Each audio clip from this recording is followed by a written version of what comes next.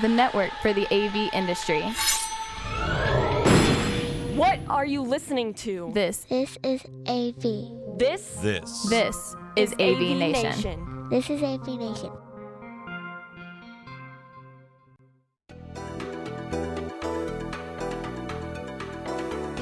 Welcome, everybody. This is AVNation TV Connected. Let me ask the guy who runs AVNation. Is it AVNation TV Connected? Chris? Not your guy. Yes, it is. Okay, thank you, Dave. I appreciate it. Okay, so now I'm going to, because I'm in this wonderful studio that Starin provided for us, manually zoom the camera in and tilt down. Well, too much. Come on, headroom. Danto, you've done this. Look at my shoes. Didn't you used to build broadcast studios? Yes, Okay. with better equipment than this. Whoa! Okay, there we go. Shot upon shot. So, as you can tell, we're going to have a bit of a light-hearted show this time. So I want everybody here. You probably know everybody already at the table, but let's have everybody introduce themselves. Let's start with Mr. Neto. Thank you ever so kindly. Jokes aside, for providing the studio. Go ahead, Chris. Tell everybody How who you are. doing? My name is Chris Neto. I'm the market development manager here at Starin at booth number 2926 here at InfoComm. Thank you for hosting the show, because I don't host anything anymore. I leave that to the actual podcasters and web guys that these gentlemen are here. Okay. Celebrities. I'm talking to you. Oh, And sorry. He's Yeah, doing you his can put the email. phone down. Sorry, Tim, and you can- I'm doing my job. Yeah, you're tweeting. Okay. I did tweet, but then I'm not responding. Tell everybody what you do nowadays. I don't know. Tell me what the hell you do. I'm sorry, never mind. Tell everybody what you do nowadays. Well, first of all, this is not going to go out until like a week or two. So Right. the Saying booth your booth doesn't isn't- make a darn bit of a difference. I was going to say that, but I was too polite. So my name is Tim Albright. My day job is I am Chief Marketing Officer of CTI out of St. Louis. We are an integrator and a customer of both you and Mr. Danto. And Dave, you're an influencer, so not a customer of yours. So Thank you for joining us. Dave, you get to go last, but obviously not least. You say this is going out in a couple weeks, so Yeah. I'll just say happy 4th of July, everybody. There you go. Independence Day. I'm Dave Michels. I'm from TalkingPointz, probably the most influential coverage of the AV industry. Probably. Probably. Yeah. I'll agree with that, and very like good that. coverage as well. All right, so I have a few topics I want to talk about, and then I'll let you guys steer this anywhere you'd like to. But the first topic is we've been talking for about a year and a half about how trade shows are back. And we've been going to different trade shows, and we've been doing things. We're saying, hey, look, everybody's back. We're hugging. We're everything else right now. This isn't back. This is freaking insane. This is can't walk in the aisles back. This is not able to park back. This is a different level of back, and I don't think it's the show. I think it's the time. I think we're just all past that. But did you guys get the same feeling from the show as well, that the crowds are... the crowd. We're taping this on Thursday, right? So the second day of the show, and typically, we always know that we anticipate Friday to be lighter than the first 2 days. I would say the first day, every main aisle was packed. As Danto said, you couldn't walk through. From one end to the other, we're in Orlando, so those of you who've never been to InfoComm before, in Orlando it's one big building, as opposed to Vegas, which is two separate halls. Everything from the left to the right, it was packed, right? This morning on Thursday, it was also as packed, right? So I would agree with David that consistency and that maintaining that level of attendance is impressive. As an exhibitor, CTI has a booth. They told us about a month ago that they were trending towards hitting a special number, which was equal to what their height, which was about 43,000. A number, I think 2019 was their high mark. So it feels like they very well may have hit that. Yeah, I agree. Gentlemen? I just say that I have 5 in-person events, conferences this month alone. And I'm not even going to all of them. And so June is not normally like that. October is like that, but June is not like that. So this is like backlog of, let's get everybody together in the same room. I woke up yesterday in a Vegas hotel. I spent all day on an airplane getting here, so I missed the first day. I'm at a hotel in the area that is completely full. I got on the bus this morning. They're running full-size buses. We stopped at multiple hotels to get here. And that was bus number 6, by the way. That wasn't. They pulled up to the bus loading zone. I don't even know. I don't know what the numbers went to. Bus 27 or something like that. And yes, of course, the place is absolutely packed. So yes, in-person events are back and in blooming. So, Chris, there are multiple draws for this event. There's obviously an organization like yours that has, a lot of logos and labels, but if you break it down a little bit, there's unified communication off the charts in terms of popularity and interest. There's digital signage, which is making great strides that never has before. There's the traditional AV manufacturers. There are a lot of the traditional AV guys actually trying to morph themselves and get into this next generation of UC. Am I missing any of the big categories? Yeah, uncertainty. That's the one you're missing. Okay. And honestly, I'll start off by saying I think that in the 3 years that we took a kind of a pause, right? The Thanos snap, if you will, right? Where everybody kind of disappeared and showed right back up 3 years later, and we just ended up back here, right? Where we started last time in 2019 or whatever it was that we were here. Now we're back, and people are now the uncertainty of where the next thing is, right? You're starting to hear conversations like, I went to NAB, and NAB is not a place that I traditionally would have been at, but there is now a push on the UC side to have the more studio quality look, because we got past good enough of cameras, past good enough of backdrops. Lighting is now a conversation point in home applications, better lighting in the spaces that they have. You have audio coming into the conversation today where, yes, it was open space back in the day. Now you're starting to see more personalized, they're not putting walls around it, but now we can control the audio. And the we audio can put walls around it electronically now, around where the camera goes, around where the microphones pick up. Correct. Yeah. So everybody's now, positioning and posturing into those different spaces. Manufacturers are looking for it, and I won't call it a gimmick, but you're looking for the science of how do we keep audio here, how do we keep cameras tracking, how do we take two cameras and replace the guy who would be panning back and forth, right? How do you add privacy to a space that is not private? Dude, that's easy, just buy Poly. See, I didn't want to make it into a conversation like that, but now that you went there, I won't do a product placement. I'll just say generically AI. Correct, but now you're going in. Man, that's a whole other show. No, it's not. Because that's what this entire show is about. This entire show floor is full of AI. I could do better than AI. I think we have to take into account the Microsoft Teams phenomena. We've seen during the pandemic, Microsoft Teams break out with adoption. Now people are trying to figure out, one thing to get people working at home, but now they're trying to figure out how to get people back in the offices with these hybrid offices and the new meeting rooms and everything they need for Teams. Meetings have become much more mainstream than they were before. People expect them now. They want them now. They're necessary for hybrid work. And so with the breakout of Microsoft Teams, this is a big event for Microsoft Teams. There's a lot of partners here that are putting out that Microsoft logo. Dave, you remember right before the pandemic, I was with Danto, with Neto and you in New York for your UC week. Right. And that was one of the last events in 2020. And that was like the launch for Teams. Do you guys remember that? Like we were in, I don't remember what, we were at Microsoft. We are at Microsoft. In that one, yes. And they were their presentation there, and here's this thing, and it's Teams, and it's going to do this and this and this. And holy crap! 3 years later, and Dave's right. Yeah. It's a phenomenon. Are you suggesting that Microsoft came up with the pandemic? I have no comment for that. No. Oh, okay. God. Just checking. That was weird. Right. They did it at Denver Airport. Oh, okay. So in the bowels. We are in a place where partying and after hours and drinks are in, so I'm going to give you a drink term. You take the Microsoft, you take a little bit of Zoom, and then you add a big dose of culture. Shake it up, pour it out, and what you're getting now is socially acceptable video from a culture of you have to be in the office. So now that it's socially acceptable to be in places and allowed the video, like it's okay that you are in Topeka and I'm in New York City.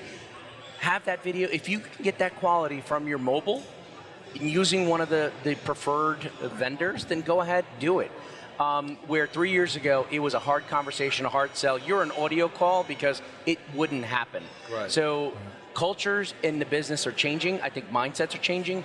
Ultimately, what we're going to see coming in the next 5-10 years as the leases come to an end is the true, how many offices will we really have? How many offices and everything that's coming, but we got to get to that lease ending part. Yeah, so Teams is part of it, and obviously Teams has competitors, and they've improved their games as well. Yep. You mentioned Zoom, Google, Cisco, whatever. But the other thing that is really important is the cultural mindset. And it wasn't long ago, if you're working at home, there was a stigma. And if your dog barked, it was embarrassing. There was I can't believe my dog barked. I'm so sorry. The girl who ran on the BBC interview, and everybody was saying, "Oh my God, there's one of the children's on TV," and now we all accept it as wonderful. It's worse than that.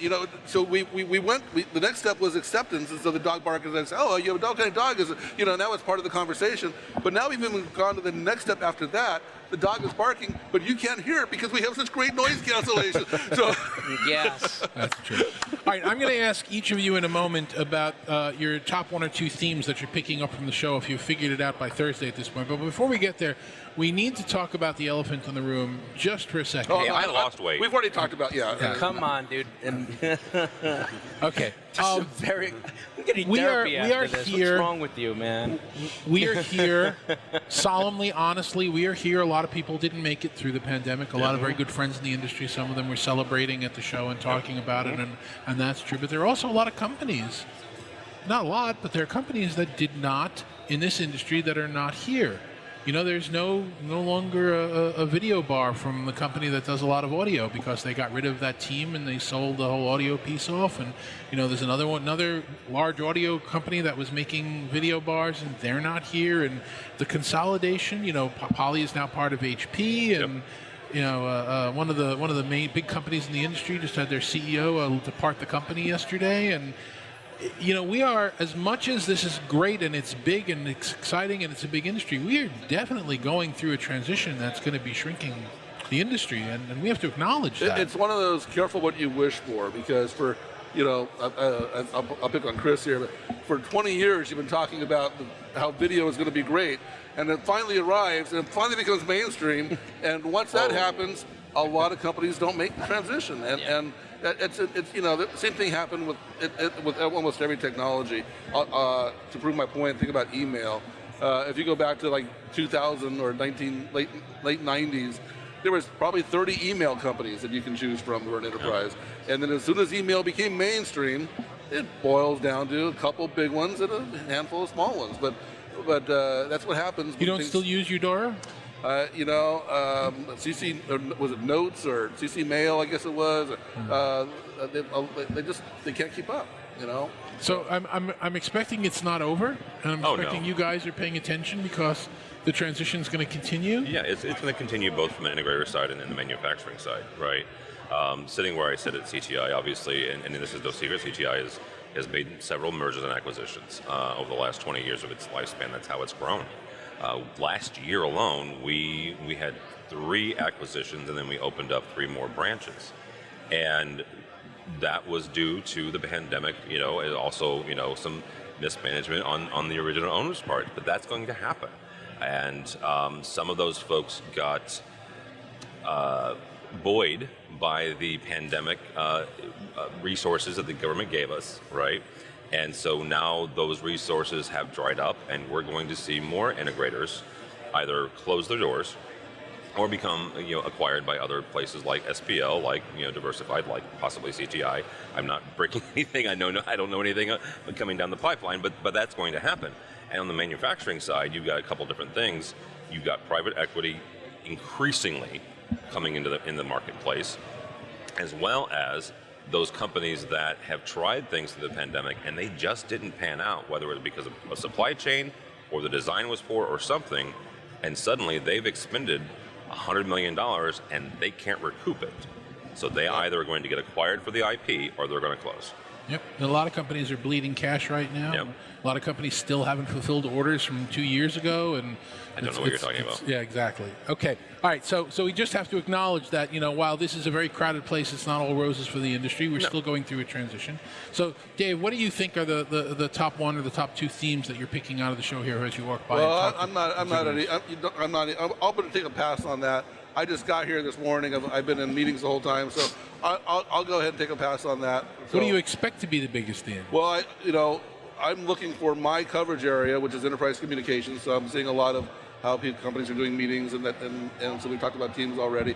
But all the usual suspects are here.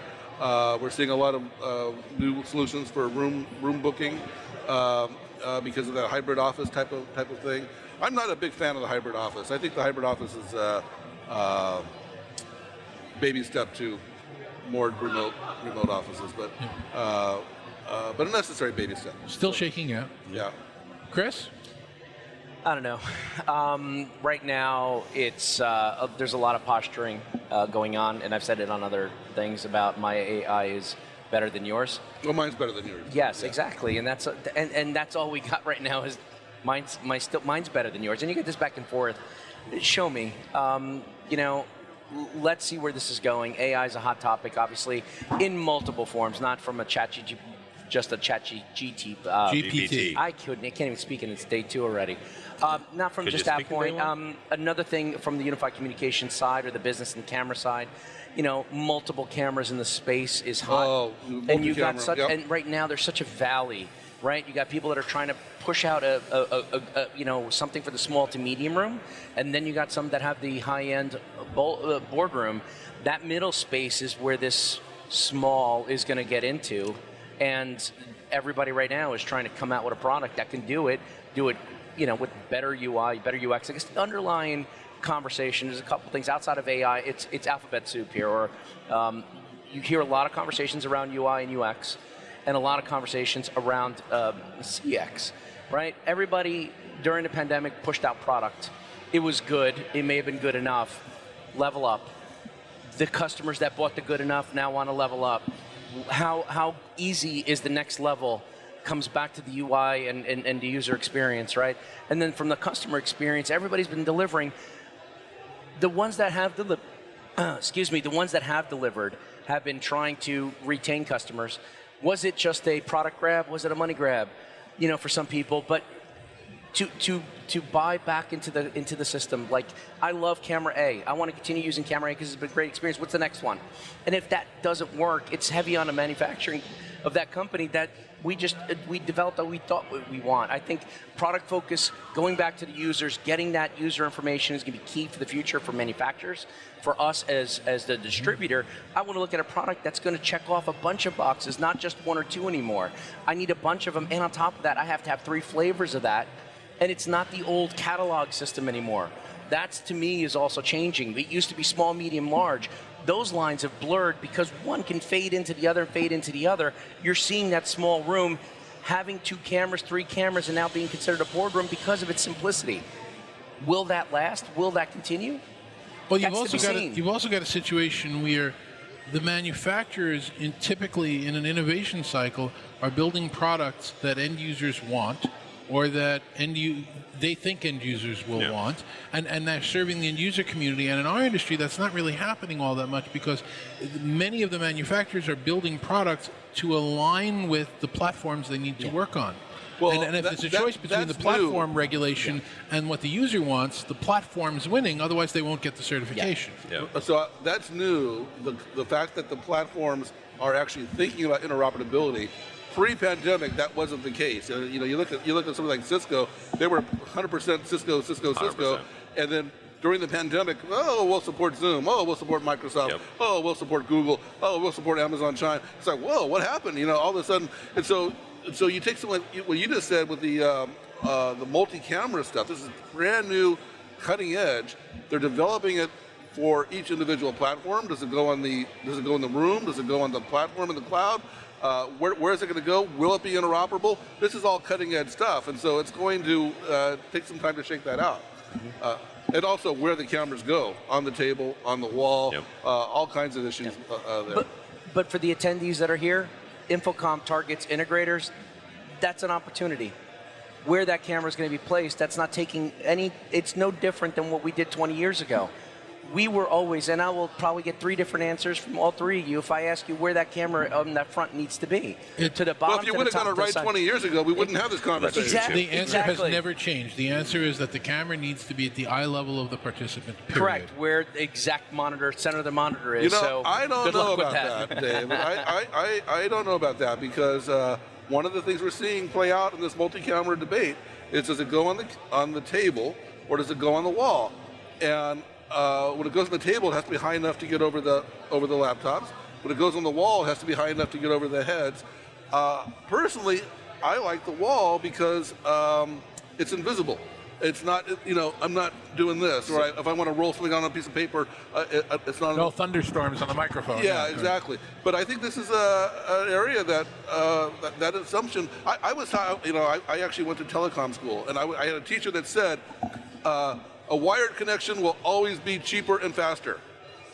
It proved out he's wrong. Turned out to be wrong. And so I think a lot of these assumptions. My point is, the assumptions that have been true for a long time might be changing. Tim, you got to let somebody else get a word in edgewise. I know. So my two is number one. It's not new, and I can get flack for this, but it is AI, right? All over this place, and I will point everybody. And one of them is Poly, but Poly's not the only company. They've been using AI for years, right? The ability to take a 4K camera and cut it into fourths and auto track people has been happening for years. We just realized through ChatGPT, holy cow, we can do other things with AI, but AI is all over this floor. And it's in the forefront now, right? The common everyday person understands that. Did you see at Enterprise Connect that one of our competitors introduced into the market the first ever block so that something outside of a set range won't have audio, even though we've been selling it for 15 years? Yes. So understand, so they've been doing it for years, right? So it is coming to the forefront, is what I'll say about AI. It is all over, up in one side and down the other. Just earlier this week or late last week, QSC made an acquisition because of AI, right?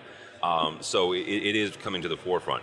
The other thing I would say is the increasing output of 4K and beyond is how I'll say that, right? Because I'm not going to, I used to say, oh, what's after 4K? Well, I'm done saying that. There are displays up and down here, that are just absolutely mind-blowing and gorgeous. And there are some in the private rooms that you have to walk into to see that and it's sign a piece of paper. Yeah. Forget the private rooms. Just go to Times Square. I mean, it's amazing what they're doing with these displays. LG is I've been in. I love OLED. I've loved OLED for years. This is not a secret. And they're transparent OLED. They've had for a number of years. Yes. And now they're expanding that. It's bigger than it's ever been. So they're showing actual use cases now. And But I walked hard to into show things that are transparent. I walked into a manufacturer, Optoma, here in a small room, a video wall about the size of the wall back there, bright as heck, resolution high as heck, and I put my hand on, there's no heat coming from it. Yeah. And it's, very, very small, very thin. I mean, the technology is just outstanding. Can I add a piece to that, man? So one of the conversations that I get into a lot, even on stuff like AV and the AM, is, where are we going? What's going on? What have we lost in the industry? It's usually disgruntled, right? Regarding AV and the future of AV. Yeah. Transparent screens, thinner, lighter, portable screens, better, brighter, faster processing. That leads to creativity. And I'm going to romanticize AV because that's what I do. We are at a precipice of another creative way to go. It's just a matter of our folks stopping to do cookie cutter, and you can build some really cool things.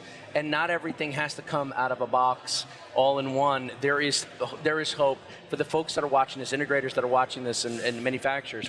There is hope.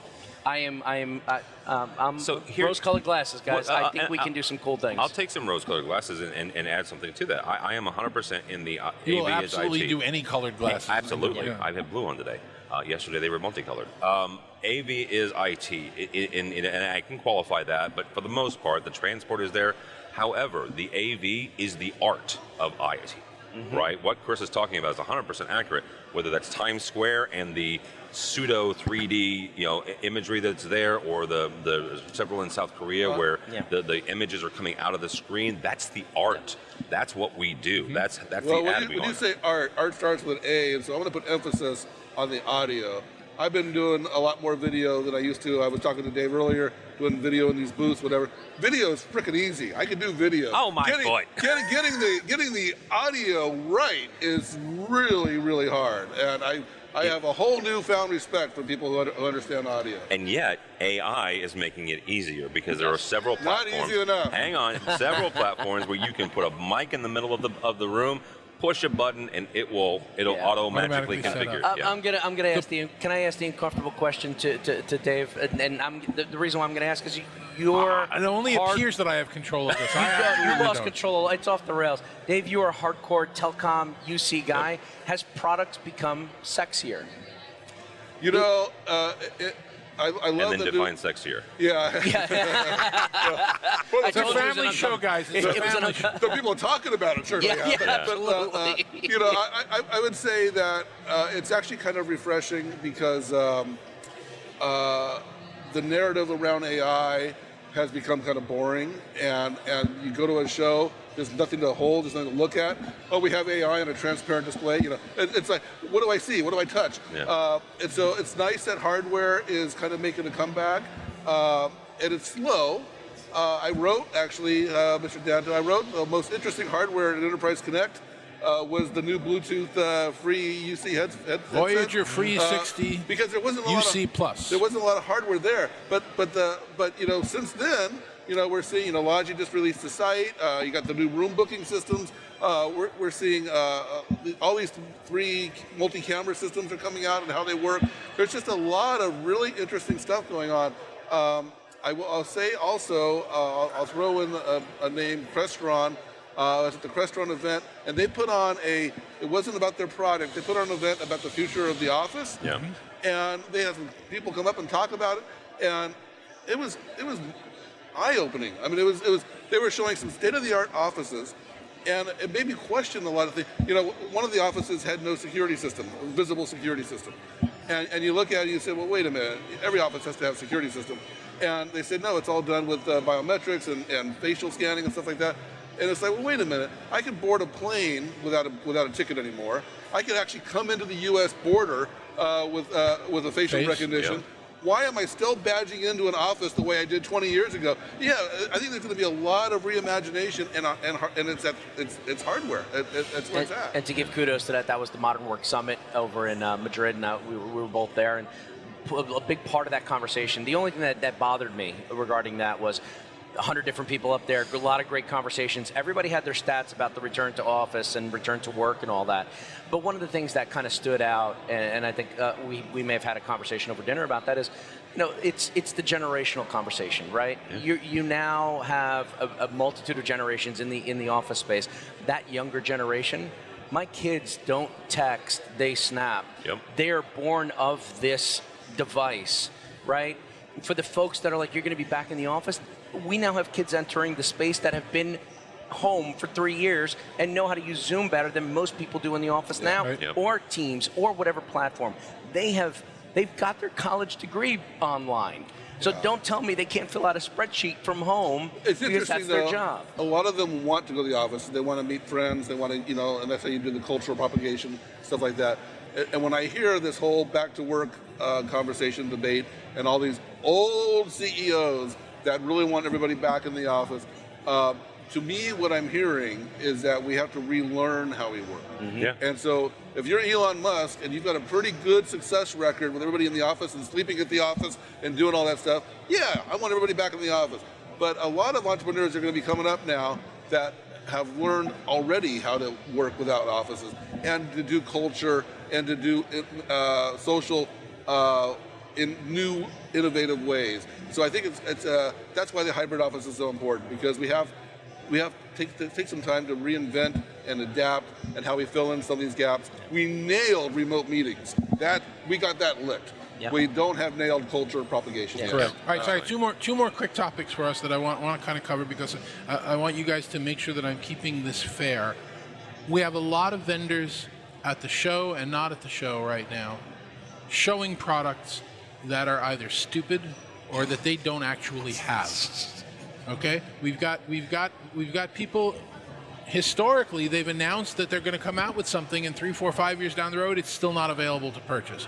We've got people that are showing things that are essentially telepresence, which we had in 2006, which is a beautiful experience until you have something you have to share, or a third person joins the call and it doesn't work. We've got companies launched in the last month brand new products, software for making sure that you can pick hot desks, hardware for making sure that you can badge onto the desk to pick the hot desk, and both of those are BS because they're built into the platforms. You don't need to buy a display that's got a QR code on it when you got a phone on the desk that's got the QR code on it. And you don't need to buy software to pick a hot desk when it's in Zoom and it's in Teams. So there's a lot of, I have the loudest voice, I have the shiniest gear, I have the most deceptive stuff, and you come down to wanting to buy it and it's just not there or it doesn't make any sense. And is that a problem that we need to really address and face, that people should be coming to the show and like only show products that you're selling within the next 6 months? Nah. So That's a I David would Davis- slightly David disagree with Danto you. rant. Okay.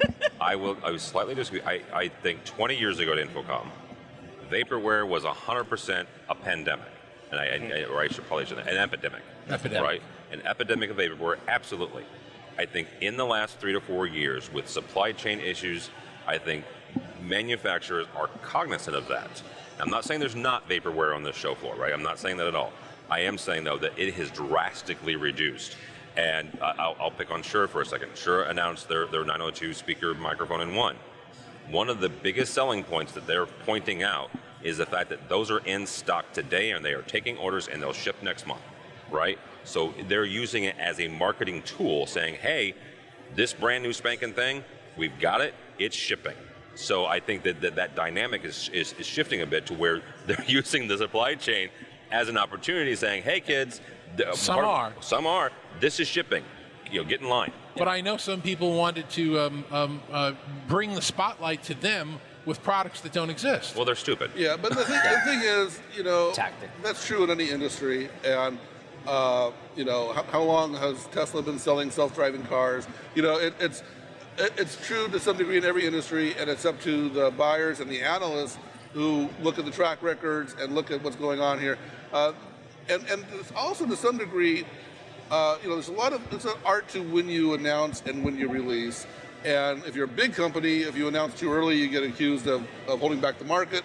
If you're a small company, you might be using it as a form of R&D. Are people responding? Do they want it? Do we have to adjust it a little bit? Do we have to adjust the pricing, or do we have to wait for the tech? The supply chain. Speaking of waiting for the tech, supply chain issues. So there's lots of issues. I don't think our industry is any different than any other industry. And I'll even add to that. I think that the onus of I have to introduce something here is done. 100%. I think that if you, sir, want to have an event with your company and say, I'm going to release the new water bottle, you'll do it when you want at your event, or you know what, I'm going to take it to somebody else's. And it doesn't have to be in June every year. You're not in that and this is a horrible year for it, but as everybody who knows who's watched the show, we've got 2 brand new trade shows coming out this year. Yep. We have the Commercial Integrator Expo combined with CEDIA. We have UC Expo USA that we're all kind of working with. So we were at ISE in January. a lot of opportunity. And then throw in that everybody has the ability to do their own. Apple's been doing this. Right. Yeah. Microsoft has done it. It's kind of just, and we're not very innovative. We like doing what other people do. It's proven. It's mac and cheese. It's comfort food, man. It's coffee at the end of the dinner. This is exactly what we do. But I want to write on that with one point. With the industry's move to a lot of cloud delivered services, and one of the benefits of cloud delivered services that we've been promising for a decade now is continuous improvement. And so you can't have continuous improvement and release everything once a year. It's totally in conflict. Well, the other Okay. thing is, Let- go ahead. Last question. Yep. And this is actually really beautiful. I think it is, and I'd like to get your opinion about it as well. One of the differences to the show this year is how many young people are involved. From I don't care what the association says. I don't care what the organization says. I don't care what my companies say. I'm going to start a grassroots movement. Obviously, you've been kind of a semi-leader of that. But we now have many, many, many more people in their 20s and 30s Right here here than around we've this ever table. had before. Right here Well, around I don't this know about this table. table. I'm in my 30 plus on my badge. Well, but- multiples of 20. Yeah. Multiples of 20. But we are now starting to see some real uptake in interest in this industry and whatever the heck we define it. And that's not a mirage. That's really happening, isn't it? And I believe it has to do with a cultural change and an influx of new thinking, right? Whatever you want to call it, David, I think that people are empowered. if I am going to create a chat on a Sunday that grows and becomes something, I'm going to do what I believe it's going to turn into for good, right? So, yes, I talked about quiet quitting before some other publications figured that out. You were so quiet about that. I was very quiet about it. And then it quickly turned, and we pivoted from that conversation quickly to quiet firing and quiet layoffs, right? So I think that we cannot put our head in the sand anymore. There are bigger outside forces affecting what we do, whether that is people being empowered to say, you know what, I'm not going to stand for this. This is not right. It's not ethically right, or whatever the case is, whether it's people saying, you know what, I have a voice, and leading a charge with the diversity and equity and inclusion because they've never had that voice. It's awakening people, and it's empowering people, and I think that that's part of a cultural change that's happening, not just in AV, but overall, right? I didn't set out to do anything to create an army. It just happened. Right? It just happened organically, and the way that does is that I give people a voice, and giving them the platform to do that is the same thing that Tim did 10, 15 years ago when he started AVNation, when nobody cared. Nobody cared. It was only just a bunch of people sitting around talking on a microphone. People cared, but they cared about cash cows. They cared about, have you paid us for your certificates? Have you paid us for your education? Yeah. Great, wonderful. How many companies have awakened to these conversations since then? And now the analyst can come in and say, this is not right. And people are listening, not just for the, Dave Michels says, so no, that's not right. Dave Michael said something because he's taking pieces not just from what we're seeing here today, but what he's seen to other adjacent industries. One's affecting the other, and before we've lived in a walled garden. We've said that about ecosystems, so let's use that term because it's a familiar term. We've lived in in our own little world. Nothing changed. If there's a blip on how our furniture changes, we will change. We have to react to it. Not 3 years later. That's what's happening. But I want to go back also to the way users expect things. And I remember a few years ago hearing that, YouTube was the #2 search engine. Absolutely. It's like, what? It doesn't make any sense. When I first heard that, it was like, I'm not going to rewatch videos. Something's changed. TikTok now. Yeah, but now it's TikTok. But now I find I often go to YouTube. Even I've adapted, right? I'm walking around here doing videos and doing stuff in the booth. I'm not the only one here. It's a TikTok nation, to your point. If everything's becoming video, this is not a bad place to be, right? Mm-hmm. So I agree. Yeah. Tim? Yes. Let's start with you. How can somebody reach out to you if they want more information?